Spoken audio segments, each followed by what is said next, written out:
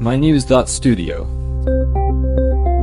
Picture this, a river filled with trash, a machine that looks almost out of place, and a race to intercept waste before it hits the sea.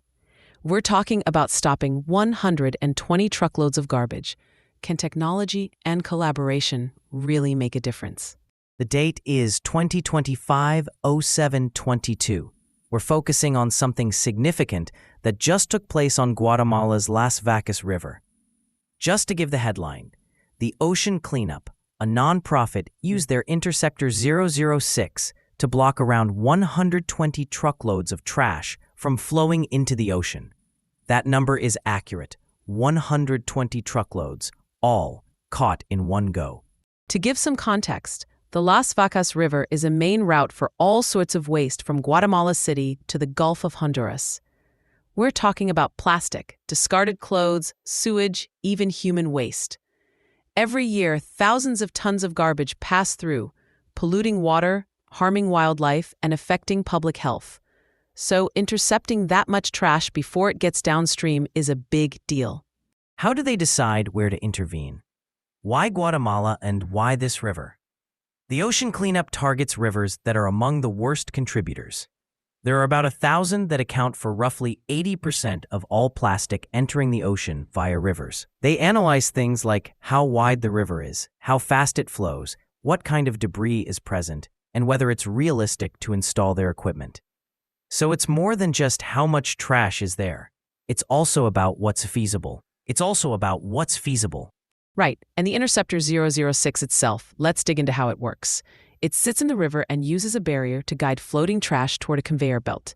Then, excavators lift the trash up and send it off to sorting centers. The plastics get separated and, in some cases, recycled into new items. Actually, in Guatemala, some of that plastic was turned into vinyl records, including, interestingly, a Coldplay album. That's a practical example of a circular economy. What about after the machine is set up? Who keeps it running, and how do you avoid it becoming just another abandoned piece of tech? That's where local governments and communities come in. In Guatemala City, the municipality supports the operations, manages logistics, and helps connect the cleanup with larger waste management plans. Local residents actually work at the sorting and recycling centers, so it's not only about cleaning up the river, it's also about creating jobs and offering training. That's crucial. It's not just about installing a machine and leaving. The community has to take ownership. Otherwise, the system breaks down. They're the ones maintaining the interceptor, running the recycling facilities, and making sure the process keeps going. It also helps build local expertise for long-term environmental management. So how do we know it's working over time? What shows that this isn't a one-off? The Ocean Cleanup, together with local partners, tracks how much waste is removed, checks for plastic that escapes, and monitors improvements in water quality and public health. Since 2022, over 12,000 tons of waste have been cleared from the Las Vacas. They're also keeping an eye on changes in policy and public behavior, things like improved waste management or new recycling efforts, which suggest the project is having a broader impact. It's worth noting the Las Vacas River alone is believed to be responsible for about 2% of all river-borne plastic reaching the world's oceans. That's just one river. If similar methods are applied to other high-pollution rivers, the global effect could be substantial. And the implications extend far beyond Guatemala. Plastic pollution travels. Rivers act like expressways, carrying waste from city centers out to the ocean.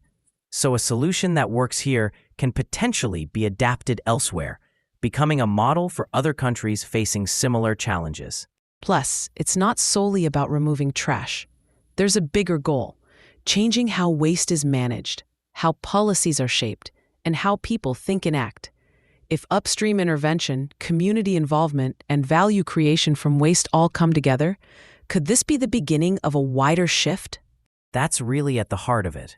Can technology, local engagement, and government support combine to change the direction of plastic pollution, not just in Guatemala, but everywhere? That concludes our deep dive into Guatemala's effort to stop 120 truckloads of trash before it reached the ocean. A small step, maybe, but possibly part of a much bigger movement. Thanks for tuning in. We explored the stakes, the technology, the importance of local partnerships, and why this matters at a global scale. Thank you for listening. This episode was brought to you by mynews.studio. Try it now for free.